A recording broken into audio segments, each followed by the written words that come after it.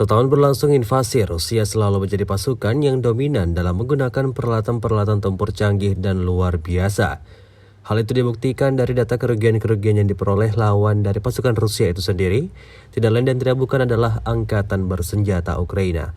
Kali ini, Angkatan Bersenjata Rusia bekerja menyerang posisi militan Ukraina dengan kendaraan militer dan senjatanya yang luar biasa.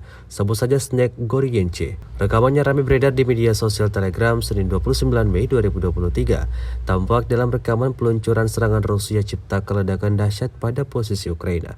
Dapat dipastikan tak ada yang tersisa di sana. Militer Ukraina alami kerugian besar. Beredarnya video ini menuai beragam komentar dari warganet.